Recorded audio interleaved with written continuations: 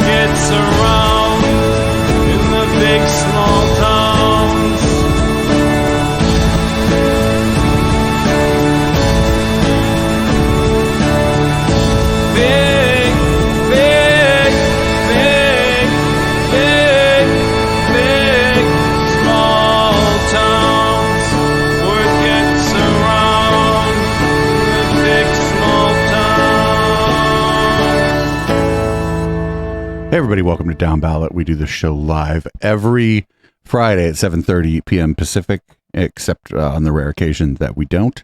And when that happens, we try to get a pre-record in and get it out to the podcast listeners. Anyway, welcome podcast listeners. Welcome live viewers. If you are listening to this podcast and you've never watched it live, you should check it out live. Twitch.tv/EchoplexMedia, once again, every Friday, 7:30 p.m. And you can, in fact, support this project at eplex.store. That's the preferred way. There's a Patreon-like subscription service there. If you're a Patreon user and don't feel like signing up for yet another service, I totally understand. Patreon.com/Echoplex for that. I'm producer Dave. You can find me on your Grindr grid. And this is the Councilman, as always. You can find me on Twitter, if it's still there, at THE_Councilman. And you can also find me in your backyard looking to claim a little bit of extra space for my yard through eminent domain. I'm checking out your property lines, bro. I've looked at the permit. I get those 6 inches for sure when we redo the fence. I'm just letting you know. So putting you on notice. Good fences make good neighbors. Yes, and easements too. We talked about that with our neighbors when we did a fence here because we're friendly with our, at least one side neighbors. We talked about like a little gate maybe at some point between our properties, but then we realized then we would actually like be kind of like obligated to socialize with each other if we had a gate. So maybe another lifetime. Who knows?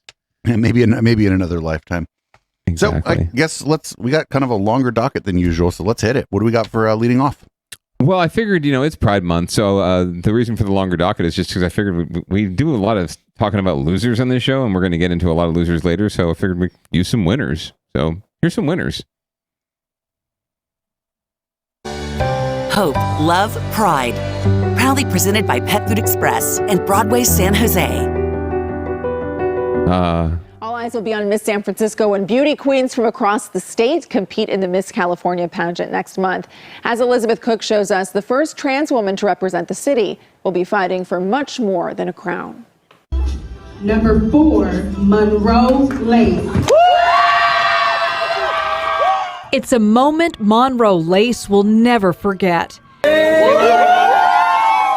Earlier this year, she was crowned Miss San Francisco. It felt like a dream because it's been a dream that I've had for years, since I was a child. But she didn't just win the title. Though I'm Miss San Francisco, I know that my impact is much greater than that. Monroe is the first transgender winner in the pageant's 99-year history. The crown and sash are more than just accessories. Every time I put on the sash, the weight of it reminds me of the weight of my job, of the responsibility that I have to make a difference for young children. As part of her Miss San Francisco duties, Monroe visits a different elementary school in the city almost every day. Hi, everyone. Today, she's reading a book called Sparkle Boy to the 4th grade class at Tenderloin Community School. Mama went upstairs. It wasn't that long ago that Monroe wasn't sure if her own story would have a happy ending. So 4 years ago, I ran away from home. And in the middle of the night, I packed everything in a single suitcase because I'd rather be loved and homeless than be in a home that didn't love me. Monroe has lived in this SRO, or single room occupancy, for the past 4 years, the longest of all the other tenants. This beauty queen has seen firsthand the ugliest sides of the city. One of my neighbors overdosed a few months ago, and I think to me that really shows how important public safety is in the city, and that's what my platform is. My story isn't unique. That's the unfortunate truth. There are so many other transgender women who have the same experiences I do, and they are not as lucky. Those experiences helped prepare her for what came after she won the title. I've gotten death threats. I've gotten really just mean comments about my appearance or the way that I look. Even though there are hateful comments that say those things, I also know that there is a trans kid out there or a victim out there who is reading that story as well, and maybe not commenting, but are reading it and saying, I'm going to be okay. And that's what I'm reminded about. Later this summer, she will compete for Miss California. But in the eyes of 4th grader Camila Soberanis, she's already won. It was beautiful because I didn't care if she was like a boy or a girl who came in my class. And it was just like normal. Proving that some victories are more valuable than a crown. Oh yeah, you're right. I forgot. I forgot that I have my crown on my head. Monroe Lace is also an advocate for victims of crime and sexual assault. She plans to go to law school and hopes to become a prosecutor. Oh, I'm not sure about the ending of that, but whatever. Maybe she could run the SFDA's office and then get recalled. Yeah, exactly. She could run for DA, get recalled, and then go work for UC Berkeley in a think tank. But hey, good on her. Really excited to see if she can take it all the way to the state, maybe the national. That would be fantastic for the Bay. So I want to celebrate something a little closer to home as well. I don't know if you're familiar with the drag brunch in San Jose. Yeah, they do it. They do it running up to Silicon Valley Pride every year. Actually, when I was more involved in Silicon Valley Pride, it was like more or less required that I show up to all of these because that's where a lot of the planning for Silicon Valley Pride actually happened. I don't know if it's the case still, but at least the volunteers and the people, like the people working on it, like when I was DJing and stuff, it was sort of they weren't like you have to go, but it was sort of like you have to go. Oh. Well, we're going to find out a little more about what's going on with it now from, I think, Len Ramirez and KPIX. A big gathering in the South Bay to support the drag shows. In some states, there has been an effort to crack down on those shows. But as Len Ramirez reports, that wasn't the case in San Jose. Well, it is Pride Month, but in some ways it's Pride Month every month here at this location in San Jose on the first Sunday of every month for the... name the location. That's Sofa Market. That's like one of the only cool places in San Jose. Name the place. I'm sure they'll get to it at the end of the story. And flamboyant, full of energy and fun. This is the Drag Brunch, which is held once a month at the Sofa Market in downtown San Jose. It attracts performers from throughout the Bay Area, including San Jose's own Alpha Andromeda, who also serves as the MC. It's fantastic being able to perform for an audience that keeps coming back. The event is put on by Silicon Valley Pride and attracts a boisterous crowd of mostly LGBTQ folks and supporters. But while some places around the country are banning drag shows and shielding children from it, several families brought their kids to this show, including Lonnie Bassett, who does social media for Silicon Valley Pride. Being able to take my daughter, who is in there, who loves seeing drag queens, and she thinks this is the most fun thing to do on the planet, and just expressing our love for life. Marissa and Jonas Gonzalez consider the drag brunch their family activity. 18-year-old Jonas is attracted to the drag community and could be a future performer, and she enjoys having the support of her mom. Being in this sort of scene, it helps me get used to the waters.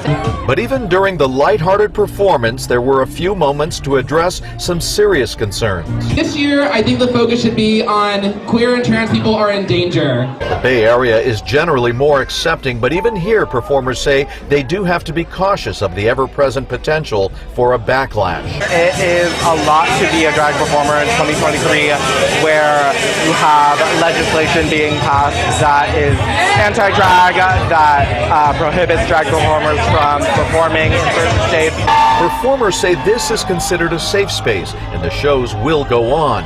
It may not be the same everywhere, but for this audience, that's entertainment. Hell yeah.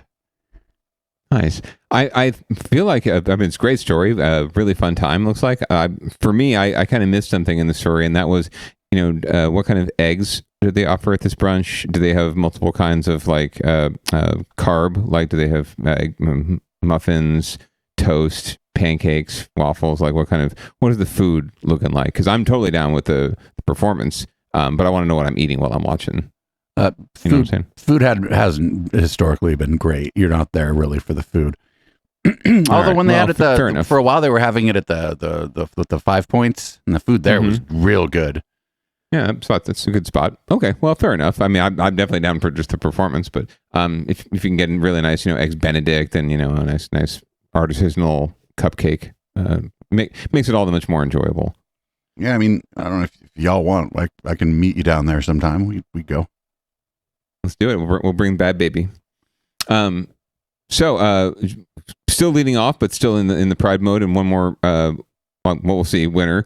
The San Francisco Public Library has committed themselves to being the queerest library ever. That's a direct quote. So we're going to find out more about what the hell that might mean.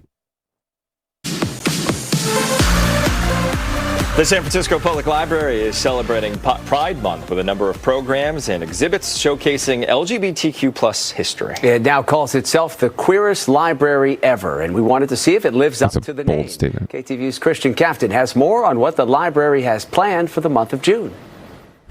Libraries are known for being quiet, but this month, San Francisco's Public Library is living out loud, celebrating Pride Month with a series of programs and exhibits. Librarian Christina Mitra curates the Hormel LGBTQIA Center in the main library, highlighting important works. It's Hijab Butch Blues, which is a play off a classic lesbian book called Stone Butch Blues. She says libraries should reflect and serve their communities. So she says this month, Pride will be celebrated with activities for the young and old. We know that we're the public library, so literally anybody could walk through these doors. There is no precursor that you have to identify this way, look this way, be of this age, have this nationality, etc. And so we're really looking at making a collection that is accessible to all. For families, the library is kicking off a series of Pride celebrations and drag story hours. Persia is one of the drag performers preparing for a month of storytime reading. She says recent protests against drag performers reading to children have only redoubled her resolve. She says reading to children isn't aimed at recruiting anyone. Rather, she says, she is encouraging the kids to be their authentic selves, just as she is, no matter what others think. You're seeing this figure, me, drag performer, just live their true authentic self right in front of you. And by, like you said, by me being my true authentic self, I allow others or give others that space to do the same thing. For adults, the library that calls itself the queerest library ever will be holding screenings of LGBTQ films, talks, and is hosting art exhibits highlighting the city's LGBTQ story. Tania Lunsford-Links is one of the artists who contributed, telling her Uncle Rodney's story, a story he could not.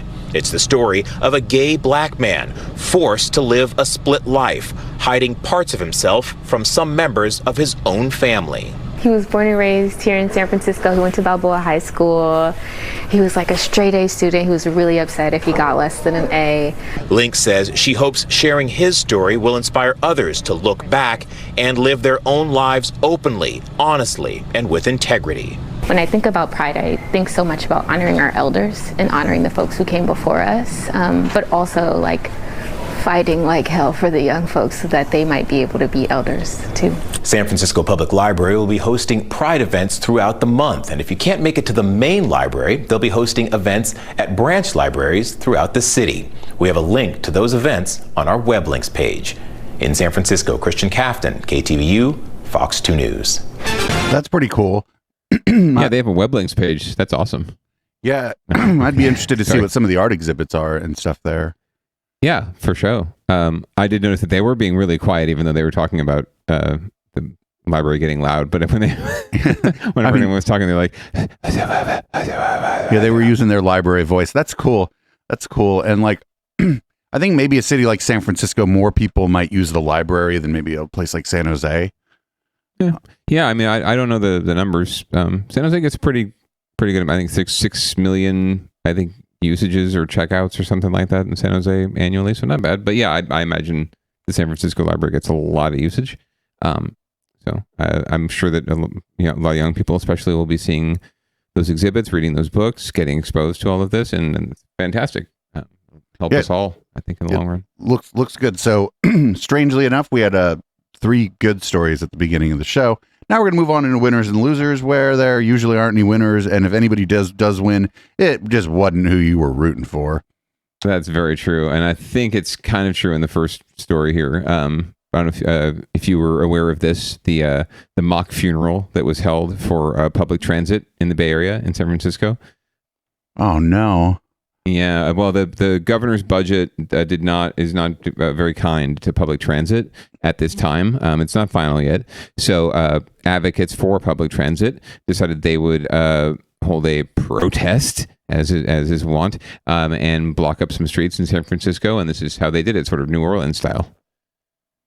Last time you took BART or SF Muni? If it's been a while, you are not alone. That's why transit advocates in San Francisco today are urging state leaders to funnel money towards sustaining public transportation as agencies try to lure back passengers. But before all of that began today, a memorial for transit. NBC Bay Area's Chrissy Smith explains. We are gathering here today. Our friends from the East Bay have just arrived from their funeral march and rally.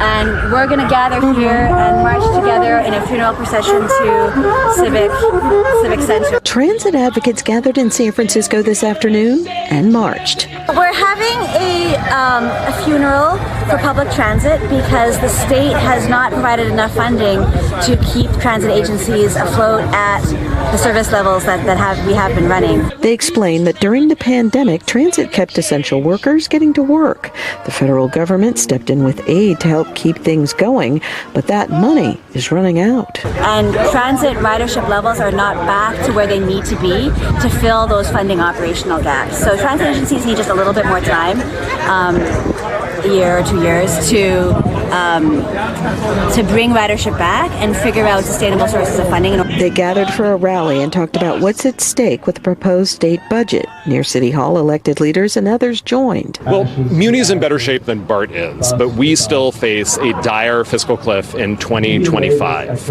That number is $130 million, or the equivalent of about 20 Muni bus lines, that we will either need to cut or find another way of funding in order to be able to continue maintaining those services. I am now more optimistic than I was that we will get this solved.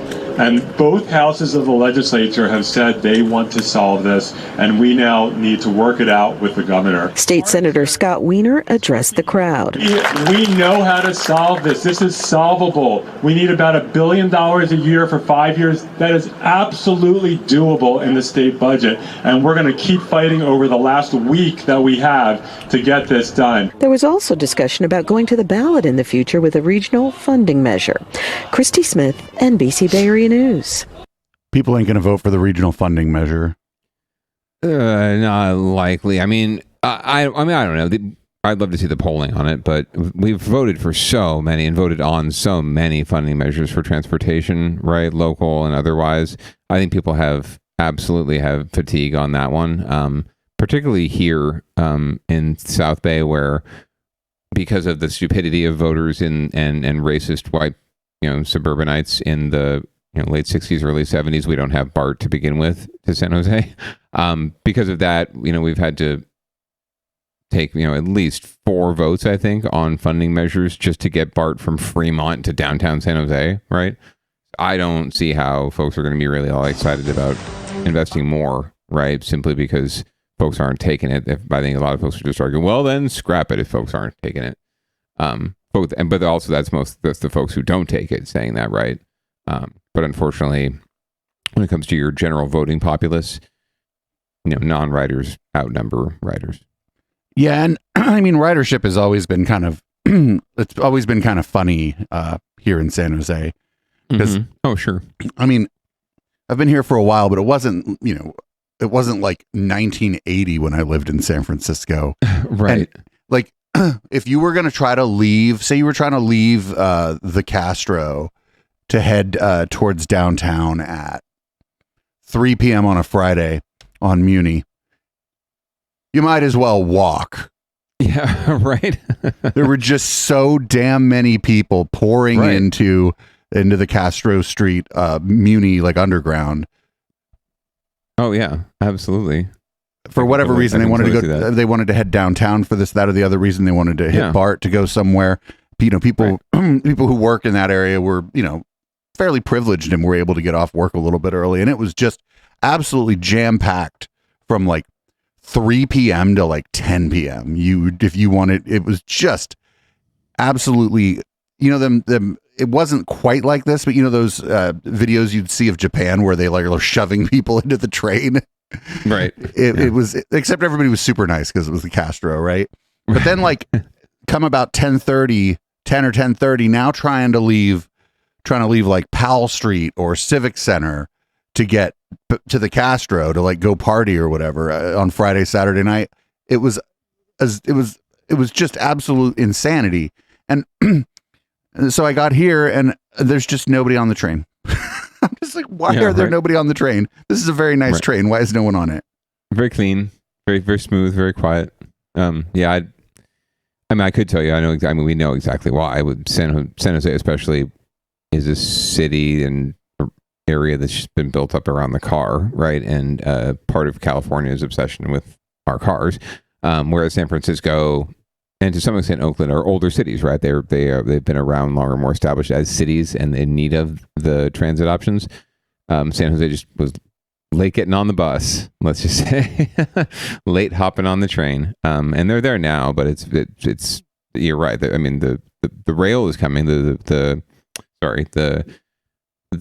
trains are coming, but the people aren't necessarily hopping on.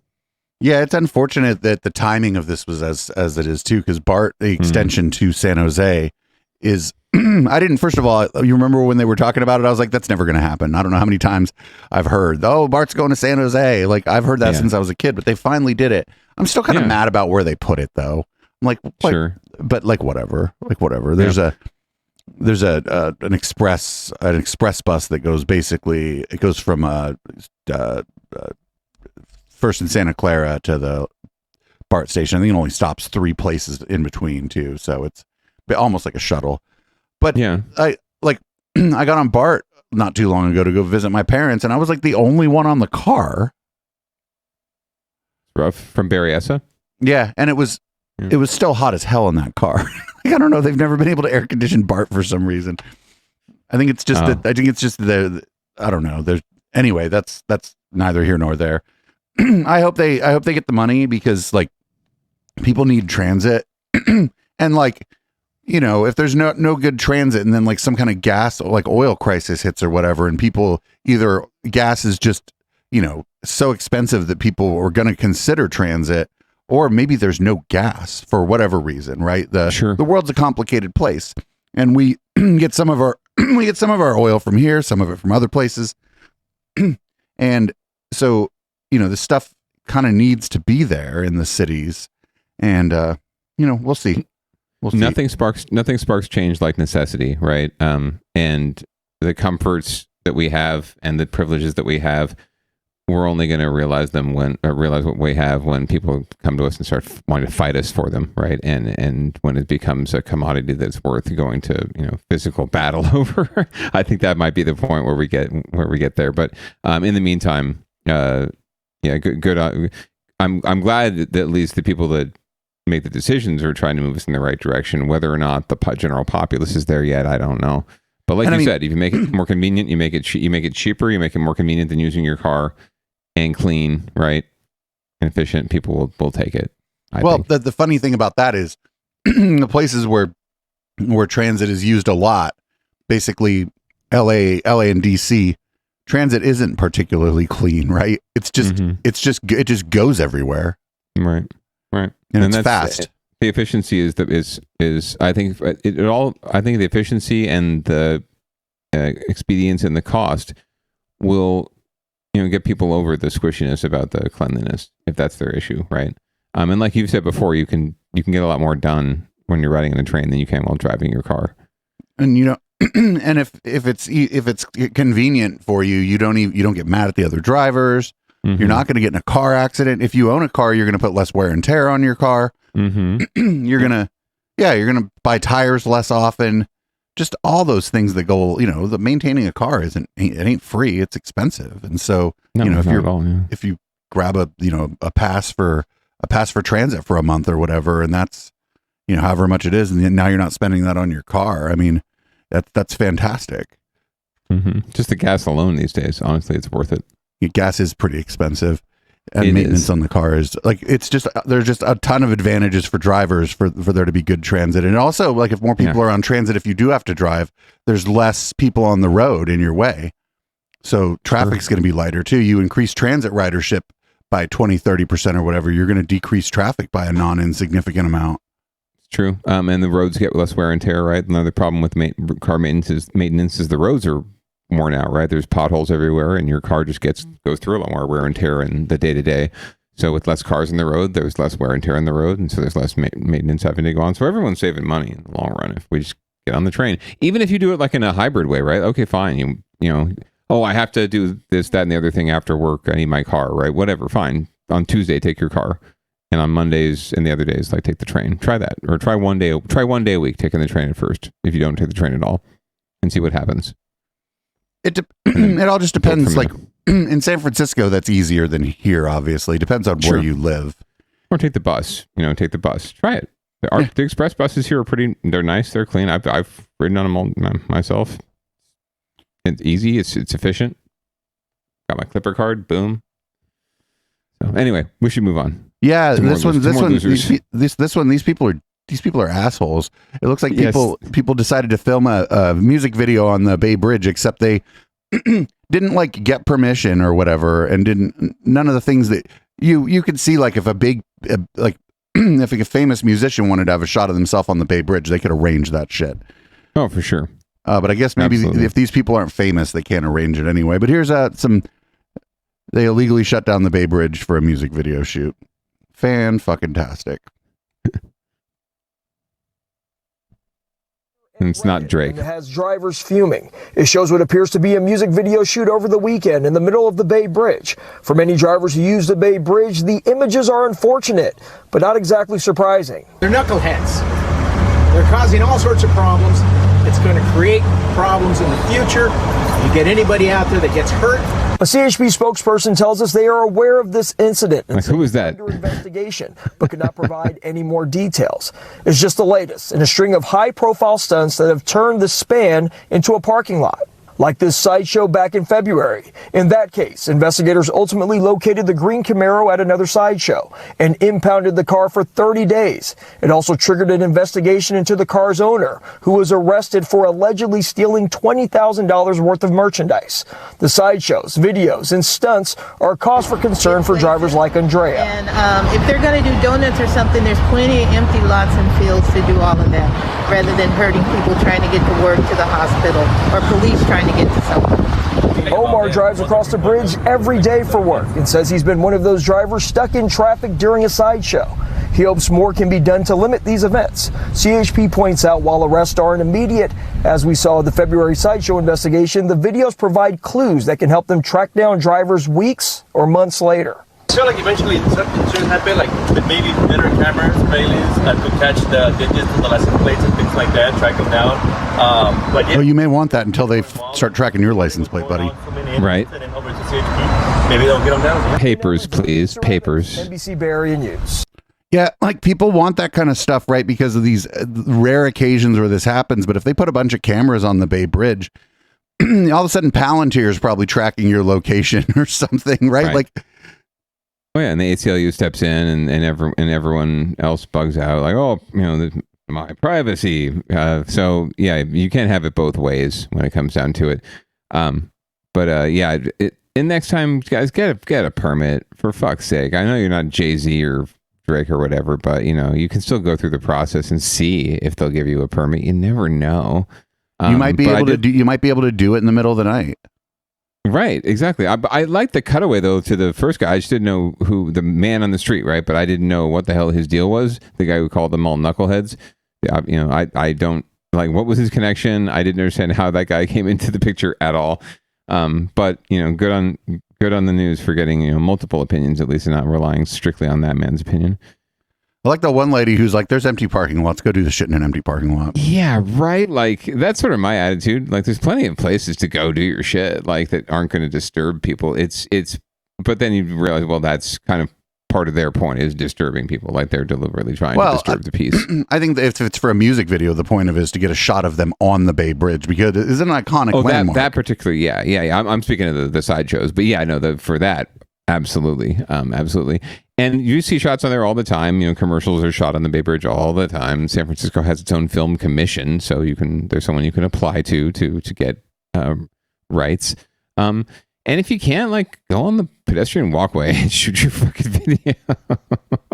You can almost get the same. But I think the point of it, some of the point of it too is that it is illegal. Oh yeah. We are stopping traffic because we are the shit. Well, I don't think. I think it's more like fuck the man, not like fuck the people trying to get across the bridge, right? Yeah. No, I'm sure they don't have anything against commuters or people doing their jobs or whatever at all. Yeah, it's just exactly. Fuck the man. Look what we did. Oh, this next story. This next story is very, very, very much as we call it, downballot-y, right? This is great. Couldn't avoid it. Safeway, first of all, classical music is nice. I would loiter more at this Safeway. If there's classical music, I would hang out more often there. if I knew there was classical music, I'd loiter and drink in front of the Safeway for the classical music. But yeah, the neighbors are fucking. The neighbors are always fucking complaining. Neighbors are always complaining about everything everywhere. Well, I guarantee they were complaining about the problem that this was trying to solve and address in the first place. Right? They were complaining about the loitering. Now they don't like the music. Correct. Anyway, let's hear more from who is it, ABC? Yeah, about what's been going down. Complaints are pouring in after residents in one San Francisco neighborhood are hearing classical music blaring throughout the night. According to the Chronicle, it's coming from a speaker in the parking lot of the Safeway on Webster Street near Geary. It's been playing that music since February, but now people are complaining about it. It's supposed to be... Did you hear this tone? Look, to his tone. This dude's just like, this is the shittiest story. But now people are complaining about it. It's supposed to be to deter throwing some shade. But over the weekend, the volume went up and it stayed on overnight. A Safeway spokesperson says playing music is a, quote, common industry practice, but it's unclear why it's being played so loud and so late. Either he's really dismissive of the whole thing and really wishes he could go home and eat like dinner, or he's throwing some serious shade at the neighbors. Or I can't tell. or he's actually mad about it because he lives in that kind of a very gentrified part of San Francisco. Sure. Yeah, and he could be like, maybe he's just tired from being up all night having to listen to the blaring classical music. The fugues. Oh my goodness. Yeah, this actually came, oddly enough, in San Jose. This came up when I was doing some labor for the city, and a constituent had a concern about a 7-Eleven that was doing the same thing. Actually, they were blasting. I don't know if it was classical music, but it was certainly like ambient, like Brian Eno or something really just not much of a beat to it, right? So they were blasting that, and the neighbors were obviously complaining late at night, even though it had somewhat gotten rid of their loitering problem. But it's it's one, you solve one problem, you create another one when you're doing shit like this. I would hang out in the parking lot and pretend to be a conductor. I'd get arrested for like, they'd arrest me like thinking I was drunk in public or whatever, and I wouldn't. I'm like, I'm not drunk, dude. I'm just weird. Right. I mean, I'm sure you've seen like there's probably some unhoused folks that come in and might have some disturbances going on, and they're probably trying to conduct. I think they're conducting, honestly, the music. It could be entirely possible. The things that could be caught on security cameras, we'll never know. Anyway, well, that's winners and losers. Mostly losers, obviously. Although I guess Beethoven's winning since he's getting played still. It's been like 200 years since he died. That's kind of cool. Yeah, that is pretty cool. What so who needs to get their shit together? San Jose police, but I mean that's kind of like constant, obviously, but particularly right now because there was the annual independent police auditor report came out just recently, and it's not looking good as far as complaints against officers. But I think it's because we're getting a little more woke. Just frankly, we're going to find out more. An audit of the San Jose Police Department shows complaints against officers have continued to rise over the last 3 years. Now, this outside review was established in 2020 in the aftermath of George Floyd's murder. KTV South Bay reporter LaMonica Peters is live now for us tonight. Hardest working person in local news, and always just looking. Oh my God! I mean, I got a bad still of her, but just looking. Right. Fantastic. Downballot reporter of the year. If we have awards, I think LaMonica should win the Lifetime Achievement Award. If we ever do any Downballot awards, LaMonica Peterson's just going to win all of them. We'll give her a special recognition. LaMonica. Yeah, this independent auditor reports directly to City Council and simply provides them with the data. Now, San Jose Police, as well as this local advocacy group, are talking about how they view the information. I think partially people are more likely to report a complaint than perhaps they were in the past because they see it not being addressed. Sandra Asher is a member of Sacred Heart's Showing Up for Racial Justice Committee and believes some of the data shows that San Jose police aren't doing enough to implement the hundreds of recommendations they've received over the last 5 years. It's like a 2-year process to get them to, after we've recommended them, to even get them to start thinking and talking about implementing things.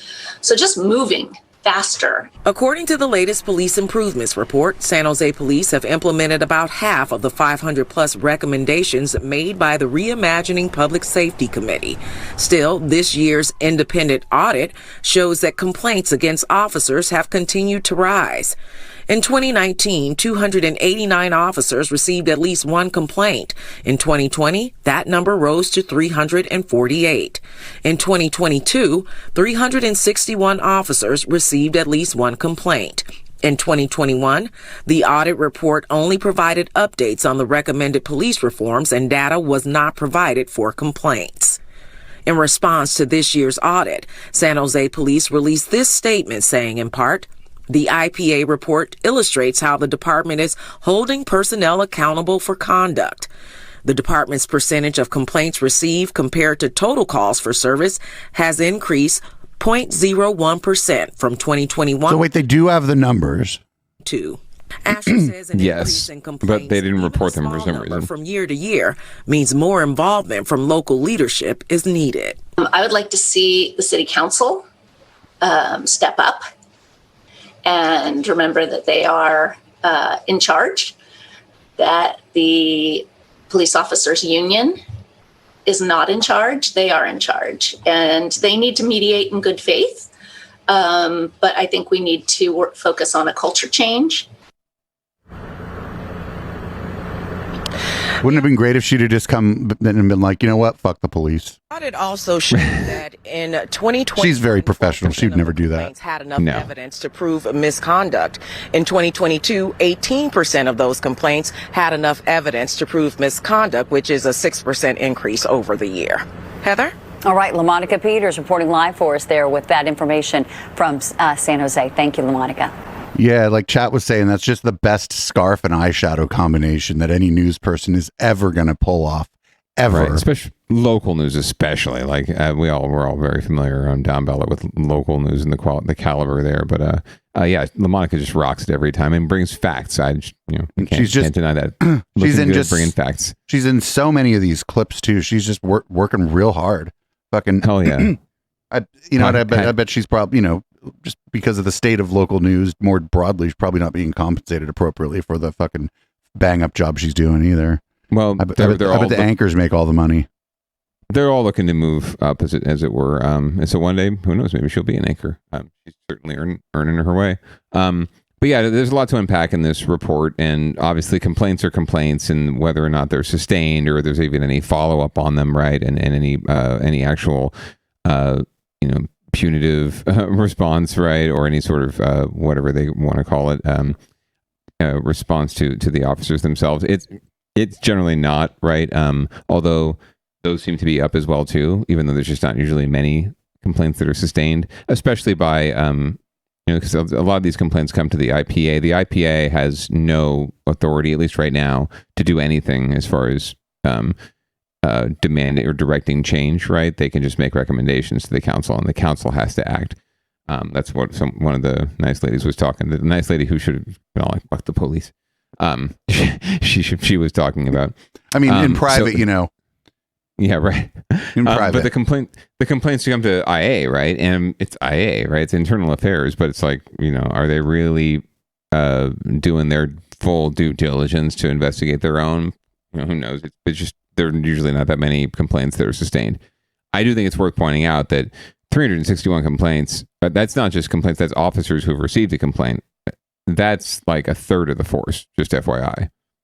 It's a smaller force in San Jose than it probably could be, but a third of these folks in this small ass force have received complaints, and it could be as simple as someone like just not liking a cop, sure, but really, like, you're going to go through the process of filing a complaint if you just have a beef with someone, like, especially if you're a person of color or someone who could be retaliated against in the community, right? Like, are you going to go through this whole process unless something really did happen? So I'm willing to buy it. And if a third of the officers in our city are facing complaints, even if whatever, only a handful of them actually are, whatever, quote unquote, valid, right? Or are sustained, that still should be a signal that we're not doing something right? Like that sheer volume of complaints. So a little bit of self-exploration and self-analysis self-reflection would be really great from the police department. But they just seem to say like, well, we accept the report and shit happens. What I'd like to see actually is a little more granularity of the complaints, maybe triage them into like 3 categories, like least serious, moderately serious, and extremely serious. And that would be, that or independent organization would be able to. I wouldn't be like, I know what the parameters would be. They seem, that lady seemed like I would trust her and her organization to set the parameters for the different levels or whatever, Yeah. Because it would be interesting to know, like, what percentage of these complaints are police brutality, right? Like, because that's the highest level complaint, right? Right. Excessive use of force, right? And to that point, the police auditor's report actually did point out, because it's an audit, right? It actually did point out that the police department, I don't know if anyone was aware of this, when an officer points a gun, like points their weapon at an individual, right? Not just unholsters it or grips it, but like actually points it at someone, that they don't consider brandishing. That brandishing, right? But like actually aiming it at someone, the police don't consider that, in terms of their reporting and their record keeping, they don't consider that a use of force incident. They consider that some other sort of innocuous thing, right, in terms of their data collection. So that's just a small example of something that's, as far as the data goes, even with the data that they have and aren't sharing, it's just not comprehensive, right? Because the police and the union resist every possible attempt to really explore and examine what they do. And the claim is always, well, we know better than you because we're the police. Well, it's like, you weren't always police. At one point you were just people, and then you decided to go down this career path, right? And like, I'm not an accountant, but I know enough to know when my fucking taxes are fucked or when my finances are fucked, right? Like, I know enough. So yeah, there's got to be an openness on all sides to change, but at some point, like the lady said, the council has to step up and just do their job and be the boss, and lead, and be the boss. Exactly, be the boss. I say this about school boards. I say this about city councils. All the lower, not lower, but the more local jurisdictions. These folks forget that you are the boss. You can demand these things. You can make motions and move things. You just got to do it and stop sitting around waiting for someone to give you permission, right? The staff is never going to give you permission. The staff, God bless their souls, in most of these agencies would rather not do any more work than they already have. But they'll do it because it's their job and they have a commitment, right? So if you tell them to do it, they'll do it. But if you don't tell them to do it, they're not going to suggest that, hey, give me more work. No, who would, right? So you got to take the reins and just do it. Well, now it's time to move to Down Ballot Watch, where we cover stories that are explicitly local politics. There you explicitly local and state politics this week, actually. Correct. Although this has like a local tinge to a state issue, and it's actually nationally oriented too. So, do we need a little backstory before this one, or should we just watch it? I think we can just watch it. Pretty sure we can just watch it. There's the backstory is probably in this. This is a local gun shop owner reacts to Gavin Newsom's proposal to amend the U.S. Constitution. Governor Newsom says it's time to try a new tactic to end the crisis of gun violence in our country. He's calling on the states to join him to adopt a 28th Amendment to use U.S. Constitution to tighten access to guns. Our ability to make a more perfect union is literally written into the Constitution. So today, I'm proposing the 28th Amendment to the United States Constitution to do just that. So getting this amendment passed is a long shot. Congress would either have to pass the measure with 2/3 approval in both houses, or the path that's never been used, which allows 2/3 of the state legislatures to call for a constitutional convention. 3/4 would then need to ratify the amendment. And you can see the uphill battle when you look at how our country is divided, with Republicans controlling more than half of the state's legislatures. But it's the strategy that Newsom wants to try. He's working with state lawmakers to make California the first state to call for the constitutional convention. Okay, so a big idea that's getting certainly a lot of reaction and once again raising Newsom's national profile. So Lauren Toms joining us in studio. She's been talking to people on both sides, so obviously you're getting a lot of reaction. Yeah, Juliet, it's a bold plan that has already received a lot of support from gun safety organizations, but not all think it can get enough backing to become a constitutional amendment. The proposal is modeled after existing regulations here in California, but I spoke with one local gun store owner who says restrictions are not the answer to solving gun violence nationwide. California is known for its tight gun control laws, and Armory owner John Parkins says oftentimes new gun control legislation brings a spike in sales. Every time a politician talks about doing something to take your Second Amendment away, unfortunately for some of you probably won't like it, but I make a lot more money because people come in and get worried about their Second Amendment, and they come in and buy guns. Parkin is a Bay Area native and has run his Burlingame gun store for decades. He's no stranger to efforts by California politicians to restrict gun access. But he says the latest announcement from California Governor Gavin Newsom to propose a constitutional amendment restricting gun access is not only unsurprising, but set to fail. There's way too many states in this nation that value the Second Amendment, endorse the Second Amendment. Under the proposed amendment, the national minimum age to purchase a gun would raise from 18 to 21. It would also implement a waiting period for gun purchases, create universal background checks, and prevent civilians from purchasing assault weapons. All current restrictions in California. None of the laws that he's proposing has helped California at all. We still have our issues here, and the gun laws haven't changed it. But some believe it's enough to create real change. State Senator Aisha Wahab is carrying the legislation in the state. A victim of gun violence herself, she says the proposal is written to protect the Second Amendment and appeal to states hesitant to change. Some people will say that, common sense gun reform doesn't work, but I actually think that the data clearly shows otherwise. We are one of the most populous states in the country. We have a more diverse population. We do have gun owners. I'm a supporter of the Second Amendment, but at the same time, we need safeguards and guardrails when we're talking about weapons that are designed specifically to kill people. In a Thursday morning announcement, Newsom cited the near record-breaking number of mass shootings the U.S. has seen this year as reason for the constitutional proposal, highlighting responses from conservative leaders who have vowed to protect gun rights. Say we can't stop domestic terrorism without violating the Second Amendment, and that thoughts and prayers are the best we can do. I'm here to say that's a lie. In this country, we do have the power to change things, to reclaim our freedom from fear. But Parkin says it's not the guns that need restricting, but rather an expansion of mental health resources to ensure the people behind the trigger are using the weapon responsibly. The bottom line is no one wants to get shot with anything. Zero, zilch. No one wants to get shot. Bullets don't matter. None of this stuff matters. You got to do something about the individual behind the trigger. If you take care of that problem, everything goes away. Again, the proposal needs at least 34 states to support it or 2/3 majority in order to become a constitutional amendment. Juliet? All right, Lauren, we'll keep following this. Thank you for your report. All right, so the NRA called Newsom's proposal a publicity stunt that... So real quick, a constitutional convention is a terrible idea. It would be a fucking clusterfuck. Even if they could pull off getting it approved. So you don't get to decide what the topics of discussion are if you have a constitutional convention. The outcome, right? Well, there'd just be a lot of them, right? It'd be a smorgasbord. Everything is on the table, and it would. Look at our fucking Congress. If anyone who thinks in the Senate, if anyone thinks a convention of delegates could get shit done, look at the Democratic convention, the Republican convention every year or every 4 years. If you really think that would work, more power to you.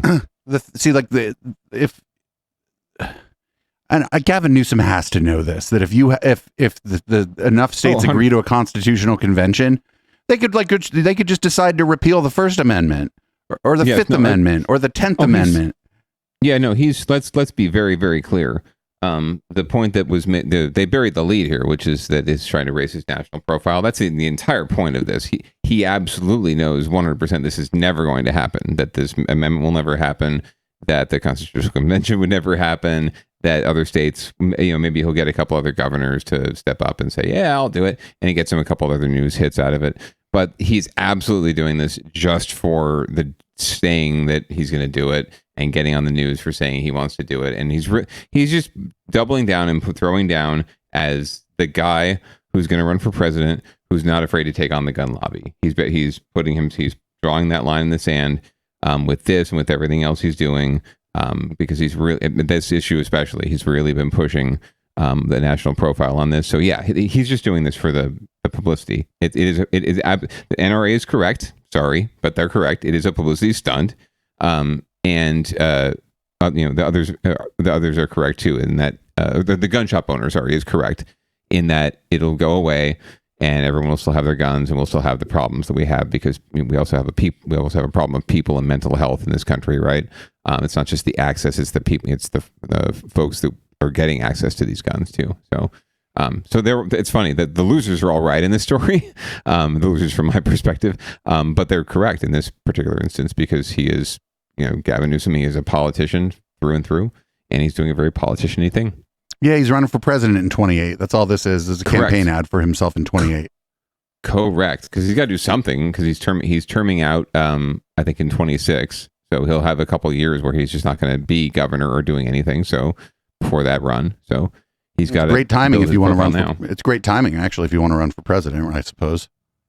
Yeah, especially right now when there's even some talk about Biden's too old and should he run and that kind of thing, right? And should Kamala run and try and usurp him? But yeah, no, he's preparing himself very well for 28, and he's I would say that he's delineating himself. He's already trying to draw contrast between himself and others, and that's usually that's the most important thing when it comes to a really an open primary, lots of people fighting for the spot, right, from the same side. It's really about drawing contrast. So he's the guy that's not afraid to take on the NRA, period. That's what people, and whether you like it or not, right, whether you're a rural Democrat voter from the Midwest or the South who's not so cool about that, or you're one of us in liberal West Coast elite, and you think, oh yeah, it's great.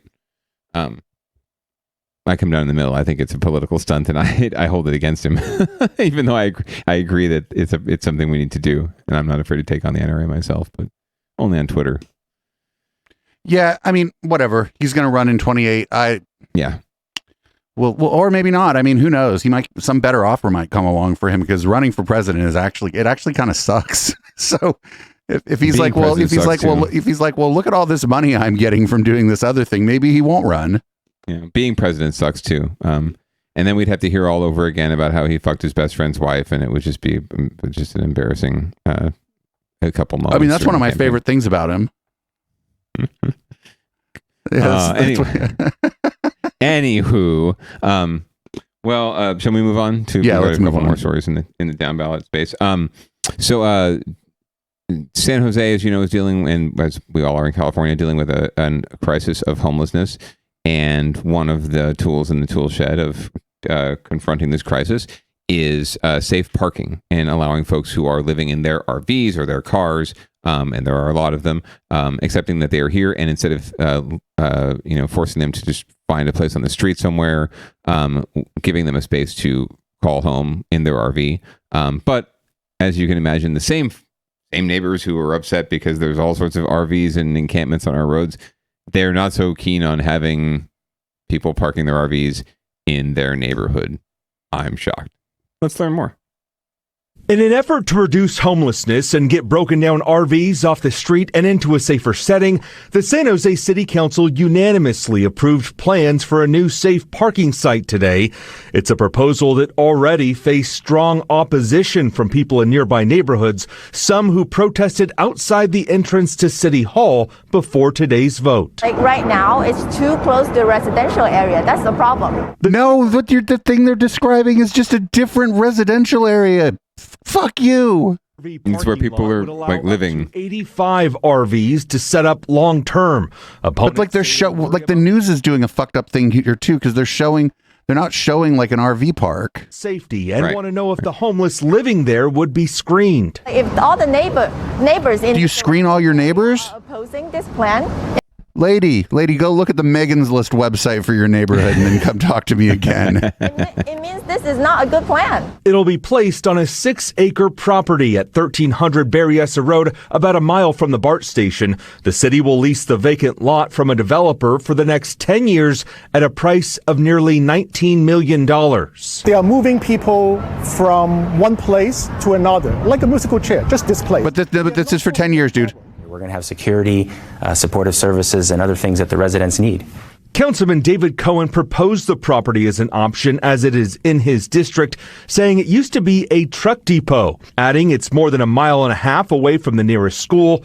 He argues it'll work better for everyone to bring the homeless parked on the street to this lot. But if we have a place where they can go and be stable, there would be no reason for them to move from place to place. This is actually a solution that gives them an opportunity to have services and be stable in one spot. Mayor Matt Mahan says it's a much-needed solution, noting there are at least... He's like, we'll know where to send Ed 209. ...in various San Jose neighborhoods right now. We need change. We need to accelerate solutions and address unsheltered street homelessness.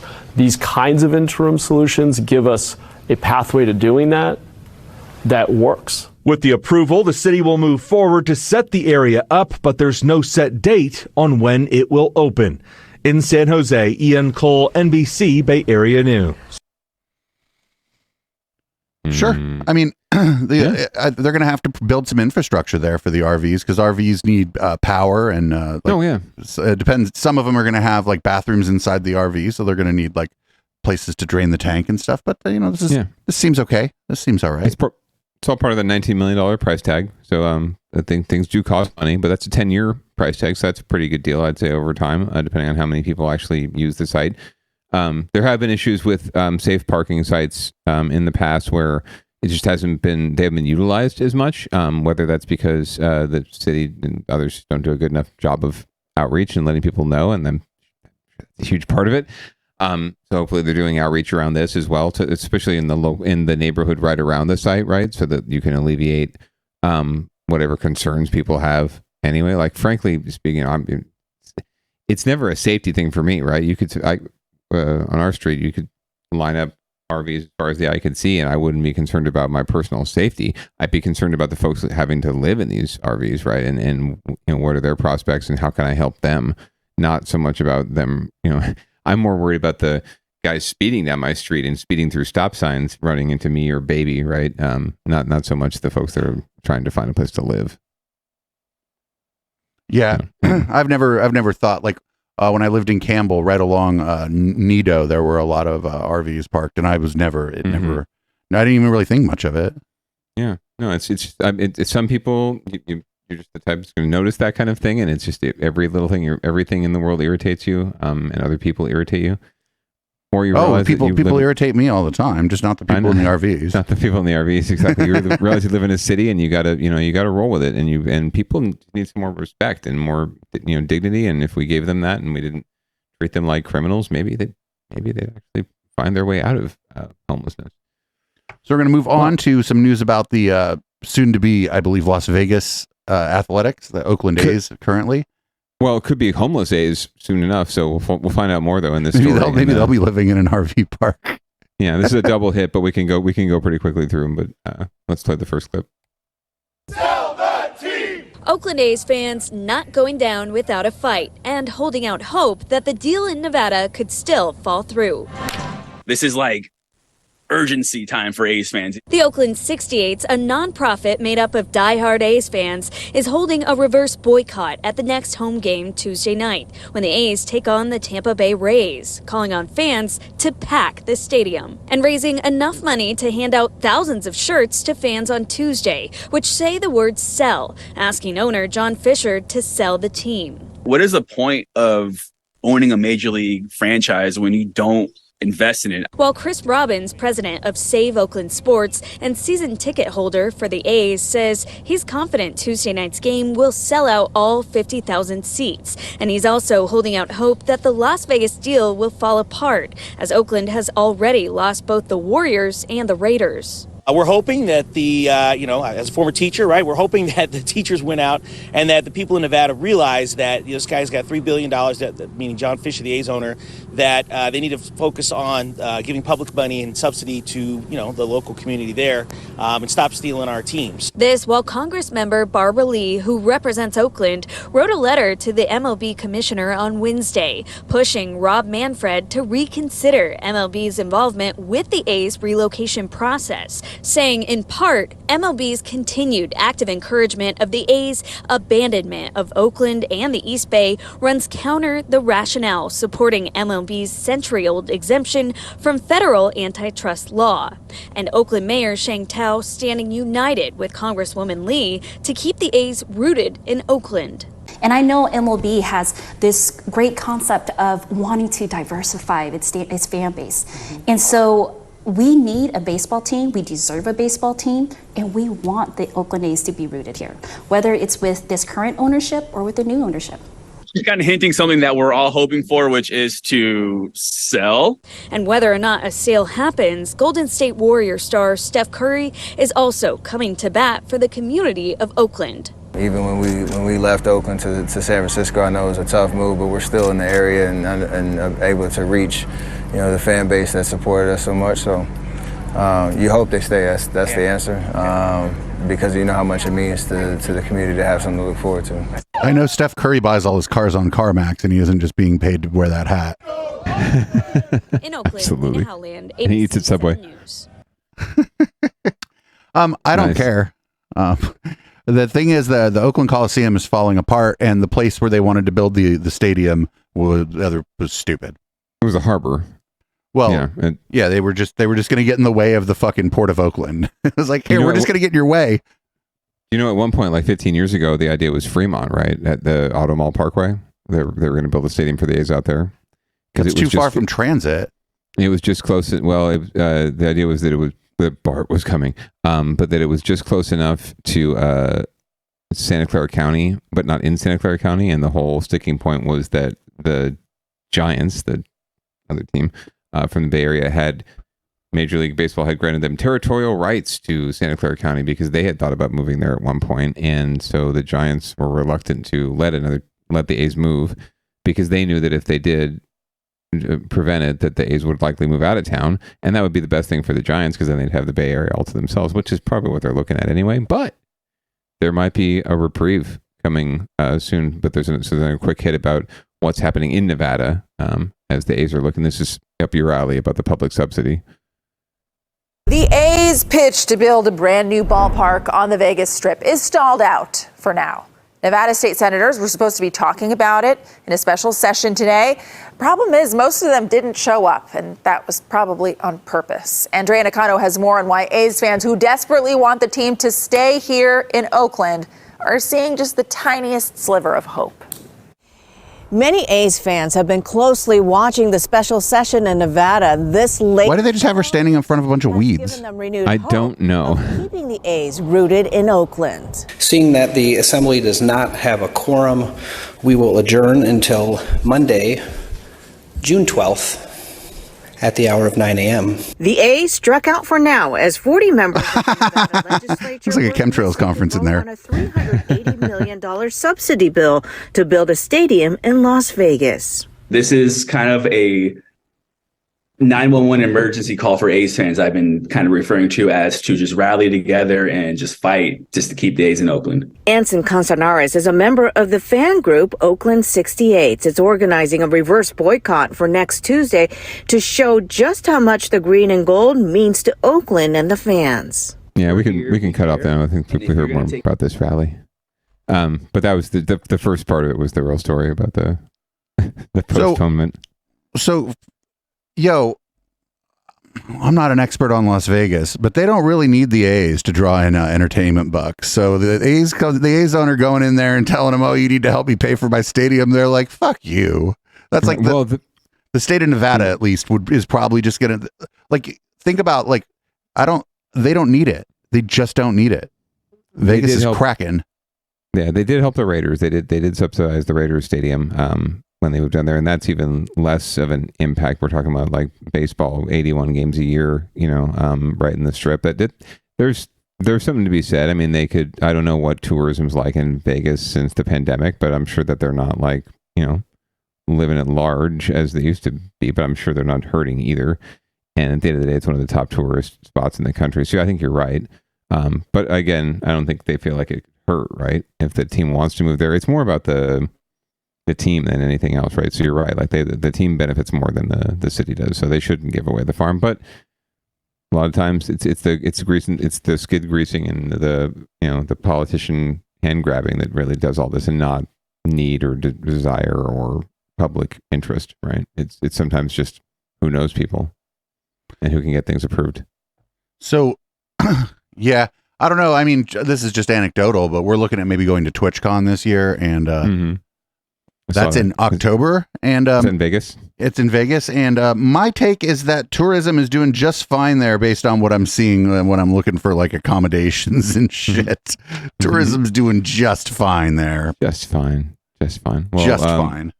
Yeah, so I think yet to be seen. I'd love to see the numbers, but I'm guessing they are doing great.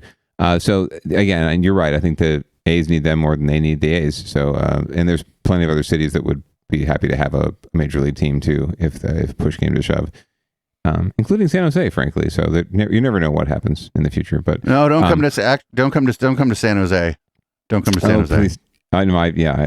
If there was a chance that would happen at one point too, but no longer going to happen. Don't worry. We're bringing Google instead of a baseball stadium, so much better. Also, not the world's best idea, but much better idea. Anyway, all right. Well, I heard the bad baby calling, so we should probably move on to our last story here in Downballot Watch, and it's from Walnut Creek. Are you familiar with Walnut Creek, Dave? I am. I like Walnut Creek. It's like Campbell, in a lot of ways. Well, it looks like they're cracking down like Campbell on people who call into their meetings and get all crazy. So let's find out. By several callers making anti-Semitic comments. Officials say it seemed to be a coordinated effort Tuesday night during the public comment portion of the council meeting. One of the we lost a YouTube channel covering something similar in San Jose. Defended white supremacist banners flown in the city of Walnut Creek last year.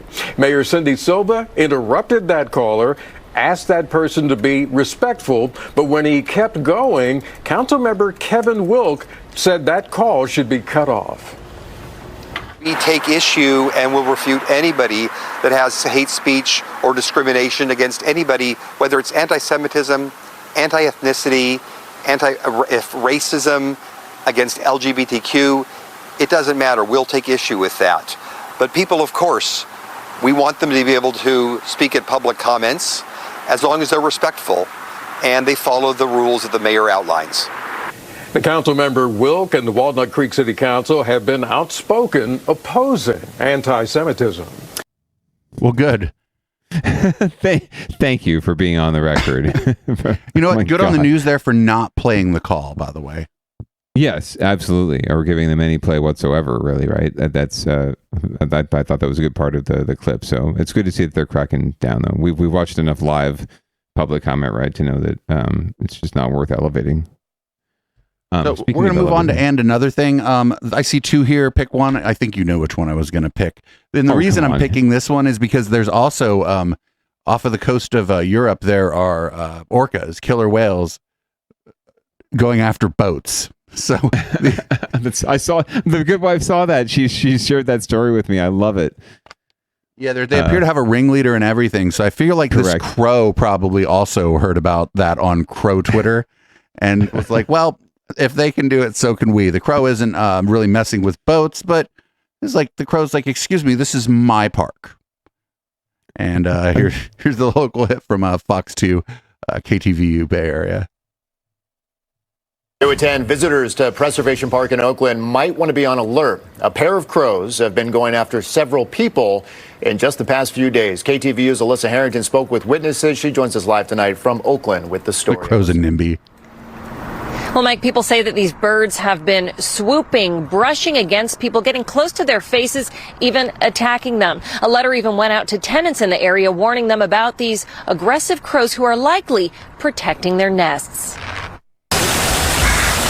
Perched at the top of this towering pine tree. I wanted video of them dive bombing the news team. Birds witnesses say have been dive bombing people in the plaza for the past week. And a crow just kind of like swept past me and him. and I was just like, oh my goodness, this is gonna get me. First I saw a couple of people where the bird would swoop down near their head.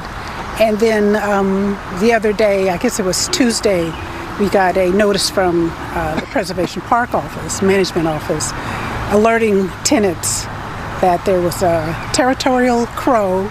That crow has allegedly been blitzing people who get too close, like Pamela Birdman, who works in a building. Her name's Birdman. Birdman. My office one morning last week. you. I was like hit in the back of my head by something, and I had no clue what it was. Birdman said the impact was bird so turd. strong it knocked one of her earrings out. I turned around to go get the earring, and then bam, it hit me again on the top of my head. So then I was kind of scared, and I went away. And every time I go back there, I carry. I went away. Spring and early summer. Run away. Run away. So the birds are likely protecting their nest. We also found a broken egg on a staircase just below the tree, although it's unknown if it came from the crow's nest. Someone's channeling their inner Tippi Hedren, but it seems like it's legit. The folks even who manage the park were stating that other folks have been attacked by the bird. The birds did not swoop us while we were there, but did seem agitated by a drone someone had in the air. People who frequent Preservation Park say for now they're doing their best to avoid the crows, even if that means taking the long way around. I'm kind of scared. Like, I get scared easily, so I think it might get me. I contacted Preservation Park, and the employees there say they are aware of what's going on, and one of them said he even had an encounter with the birds as well. Reporting live in Oakland, I'm Alyssa Harrington, KTVU, Fox 2 News. Yeah, I'd probably be bringing my umbrella as well.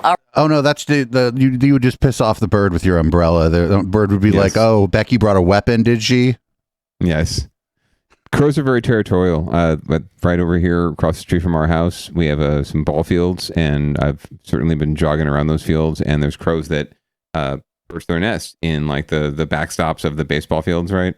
And they will absolutely dive bomb you and swoop you if you get too close, if they feel like you're a threat at all to their nest. So definitely keep an eye out for them crows, and they're just self-defense. So don't get mad. Don't hate the player. Hate the game. Also, the crows should have the Ms. Birdman. She's one of them. She's a bird person. Yeah, she's a bird.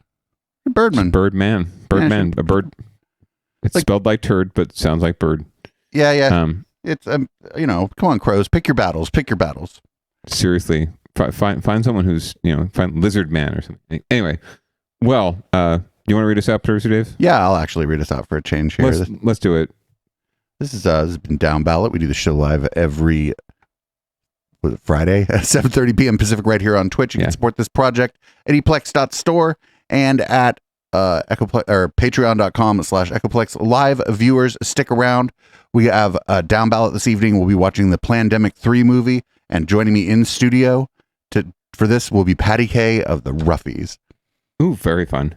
So thanks for joining me, everybody. Thanks for hanging out this week, Councilman. I'll see you next Friday. This is Audible Smoke Signal. This song is called Locals, and I'm about to change the color of all the lights in here and possibly pour myself a cocktail. Peace out.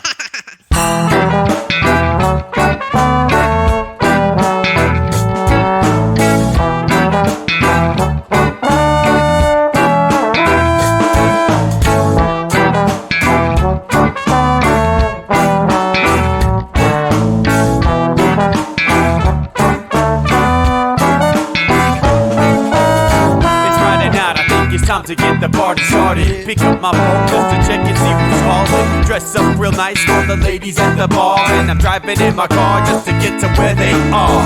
Here at the local scene is where I plant my feet. It's where I smoke my cigarette and I hold my drink. I look at all my friends, they're all blazing greens. Here at the front of the stage waiting for MTV. Where are those guys who's standing next to me with a pipe in his hand ready to blaze for me? About 5 minutes later we're all singing Queen. I get the fuck up on stage and rock the scene, yeah. We do what we want, and what we want is to jam. So sit back and enjoy the band.